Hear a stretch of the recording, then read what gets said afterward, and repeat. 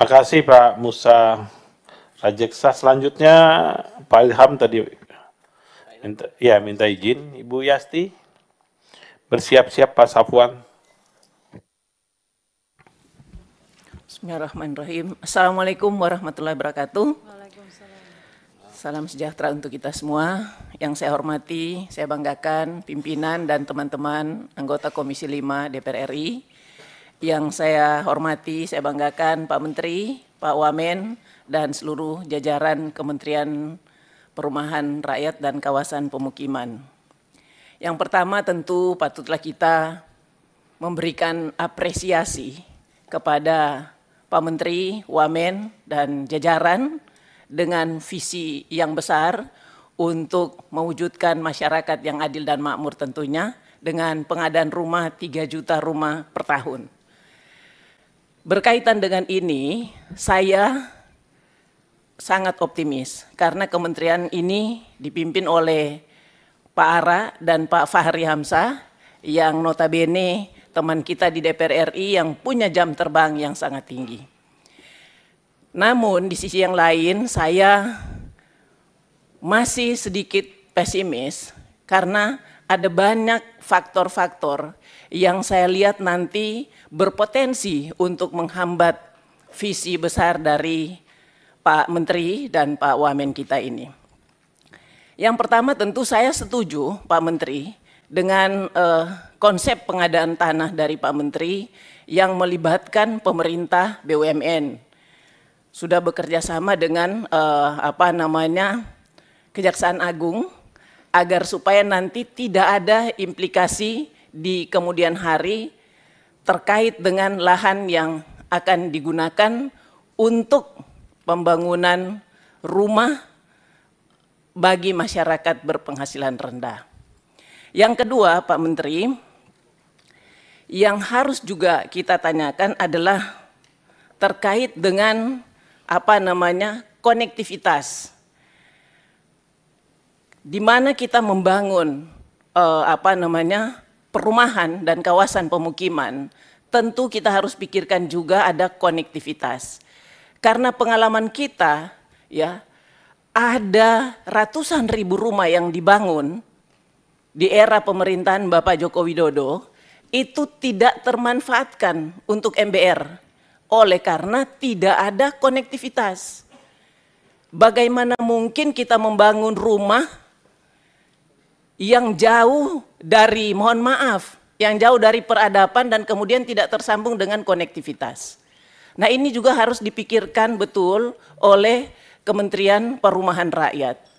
Yang ketiga Pak Menteri, kalau sasarannya MBR, yang Pak Menteri sudah sampaikan berulang kali bahwa ini sasaran adalah masyarakat yang belum punya rumah. Termasuk di dalamnya TNI, Polri, ASN. Yang menjadi permasalahan hari ini Pak Menteri boleh cek sendiri berapa banyak yang BI checking Pak. Jangan Bapak pikir TNI, Polri, ASN ini tidak ada BI checking. Sementara persyaratan untuk kredit rumah itu dia tidak ada BI checking. Ini harus dibuat regulasinya dulu Pak. Kami ini pernah memimpin daerah. Waktu saya memimpin daerah saya cek dulu. Ya, pada saat saya dilantik saya cek dulu. Ada berapa banyak ASN saya yang gajinya sudah tergadaikan. Dan saya melihat 95% ASN saya semuanya sudah tergadaikan. Dan dari 95% itu 90%-nya plafonnya 90% Pak. Makanya mereka malas untuk ke kantor karena semuanya gajinya mereka sudah digadaikan. Lah ini niat baik Pak Menteri, ini harus dipikirkan matang-matang Pak. Kalau sasarannya adalah TNI, Polri, dan ASN. Begitu juga dengan masyarakat berpenghasilan rendah. Banyak juga Pak yang di kur itu yang mereka tidak mampu membayar dan kemudian dia BI checking. Nah kalau ini tidak diselesaikan lebih dulu, saya pesimis program ini akan berjalan dengan baik. Kemudian Pak Menteri, terkait juga dengan FLPP. Kalau kita melihat data yang Pak Menteri sampaikan bahwa FLPP ini untuk 200.000 rumah saja itu 24,3 triliun anggarannya. Kalau kita 1 juta rumah, kita kali 24,3 triliun, di dalam 1 tahun kita ada 121,5 triliun. Itu baru FLPP, belum kita subsidi bunga. Nah ini anggarannya dari mana Pak? Tadi kan Bapak sudah bilang, oh iya ada pengusaha, tapi jangan lupa juga, ini ada beban pemerintah di sini. Beban pemerintah, FLPP, SBUM, dan kemudian SSB. Ini harus dihitung secara matang. Kalau kita kalkulasi dalam 5 tahun, maka 1 juta rumah itu kurang lebih 607 triliun untuk 5 juta rumah. Ini anggaran yang sangat besar, Pak. Dan ini tidak mungkin akan digotong royong oleh pengusaha. Ini harus disiapkan oleh pemerintah. Nah, saya ingin mendengar penjelasan Pak Menteri agar supaya kita tahu ya, duduk persoalannya, kerangka berpikir Pak Menteri kita samakan dengan kita yang ada di sini. Dan kemudian kita cari solusi agar program yang luar biasa ini bisa berjalan dengan baik. Yang berikutnya lagi Pak Menteri terkait dengan BSPS, Bantuan Stimulan Permohonan Swadaya. Kalau saya lihat konsentrasi Pak Menteri juga bagus Pak Menteri, di wilayah pedesaan itu kurang lebih 2 juta rumah. Mungkin dari 2 juta rumah ini saya tidak tahu berapa juta yang dikhususkan untuk BSPS. Kalau kita bicara program BSPS, Bantuan Stimulan Permohonan Swadaya, Pak Menteri, hari ini kalau anggarannya 20 juta per rumah, terdiri dari 17.500.000 adalah dana untuk membeli material dan 2.500.000 rupiah adalah untuk upah kerja. Ini tidak mencari solusi yang sesungguhnya, tidak menjadi solusi yang sesungguhnya. Karena ini hanya solusi jangka pendek saja Pak Menteri.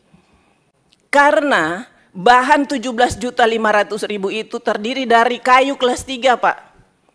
Setengah beton, tidak juga diplester, setengahnya triplex. Yang tipis Pak bahannya. Kena hujan panas, tidak sampai 3 tahun, barang ini sudah rusak Pak. Jadi ini cuma solusi jangka pendek. Di akhir jabatan Pak Menteri, harus bangun lagi, harus kita tambah lagi program BSPS-nya. Jadi kita setiap 3 tahun yang lain belum selesai, kita harus memikirkan lagi. Yang kita bantu tahun ini sudah rusak lagi di 3 tahun mendatang. Oleh sebab itu saya mengusulkan, agar supaya ini bisa sedikit awet Pak, kita naikkan plafonnya menjadi 30 juta rupiah. Ya. Saya setuju teman-teman tadi menyampaikan bahwa tentu kita harus ada pendampingan yang betul-betul. Karena juga menentukan toko yang harus kita ambil bahannya, kita harus diperiksa betul Pak. Harus melibatkan juga APH agar supaya ya anggaran ini bisa betul-betul termanfaatkan oleh masyarakat dan kemudian bangunan yang ada bisa lebih kokoh Pak, bisa lebih kuat dan bisa bertahan lama. Saya kira itu yang bisa saya sampaikan pada kesempatan ini Pak Ketua, dan nanti pada saatnya kita akan pendalaman dengan angka-angka yang sangat rigid Pak Menteri agar supaya semua program-program yang sudah menjadi visi Pak Menteri dan Wamen beserta jajaran ini bisa berjalan dengan baik. Terima kasih. Wassalamualaikum warahmatullahi wabarakatuh. Terima kasih Bu Yasti. Teman-teman, saya mengingatkan agenda rapat kita hari ini adalah evaluasi APBN tahun 2024 dan hasil pemeriksaan BPK tahap kedua ya, tahun 2023. Jadi terkait dengan program nanti kita ada agenda khusus, tapi Bu Yasti tadi sudah mengelaborasi hampir secara keseluruhan terkait dengan 3 juta rumah. Jadi teman-teman yang masih sisa ini lebih fokus saja ke soal, nggak perlu diulang lagi gitulah, apa yang tadi bahasan soal 3 juta rumah itu. Kita fokus saja ke hasil pemeriksaan BPK dan capaian serapan anggaran tahun 2024 ya. Sekarang Pak Jigo Rulanda, siap-siap Pak Teguh Iswara.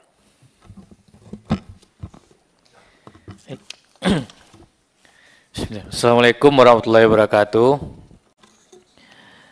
Yang terhormat Ketua dan Wakil Ketua Komisi 5 beserta anggota Komisi 5, Pak Menteri, Wakil Menteri beserta jajaran. Kami